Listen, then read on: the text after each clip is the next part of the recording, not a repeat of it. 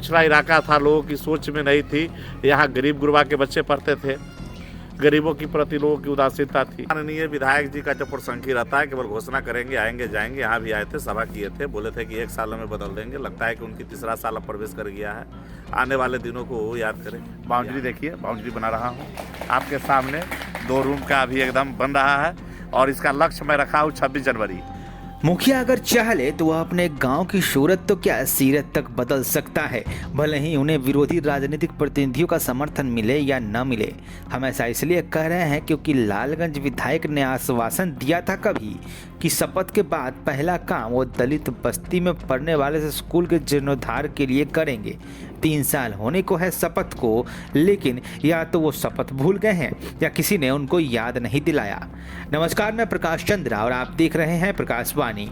वैशाली जिले के लालगंज प्रखंड बसंता जहानाबाद पंचायत का यह जो 2 कमरों का स्कूल आपको दिख रहा है, मालूम भी है यहाँ कितने बच्चे पढ़ते हैं और कितने बच्चे पढ़ते आ रहे हैं पिछले कई सालों से। नहीं मालूम है तो पहले इसी बुनियादी सवाल का जवाब जान लीजिए। जैसा कि स्कूल पर लिखा है, यह बसंता जहानाबाद का माध्यमिक विद्यालय है। हिंदी कमजोर है तो समझा देते हैं। माध्यमिक का मतलब होता है कि यहाँ कक्षा 12वीं तक की पढ़ाई होती है। इसके कुछ कमरे टूटे फूटे भी हैं जहाँ पर ये पढ़ाई पहले हुआ करती थी। बच्चे ना भी होंगे तो कम से कम 500। और कक्षा जानते हैं कितनी है? 2। जी हाँ, बस 2, और वो भी कई साल से। शायद इसलिए कि यह दलित बस्ती का एक छोटा सा स्कूल है जहां पर पढ़ने वाले बच्चों की अधिकांश संख्या पिछड़ों और अति पिछड़ों की है, या फिर शायद कि सड़क पर नज़र फेरना मुंह फेर लेने से ज़्यादा मुश्किल है जनप्रतिनिधियों के लिए। लेकिन कहते हैं ना, समय हमेशा एक जैसा नहीं होता। लोगों ने नेता बदला और नेता ने इस स्कूल का हुलिया ही बदल दिया है।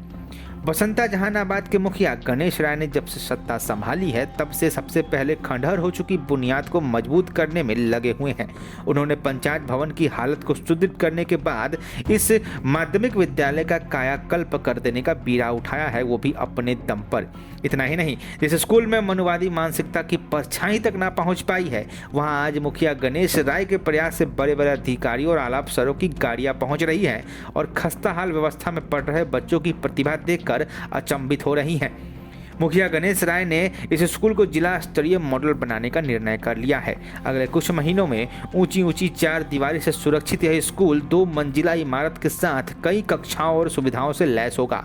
मुखिया बनने के बाद गणेश राय प्रधानमंत्री मोदी से भी कई विषयों पर रूबरू हो चुके हैं और अपने गांव को आदर्श गांव बना देने का संकल्प लिए आगे बढ़ रहे हैं। आप भी देखिए और बताइए कि अगर यह राजनीति चमकाने की तरकीब है तो ऐसी तरकीब हर नेता क्यों ना अपनाए, जिससे जनता का भविष्य समझ जाए।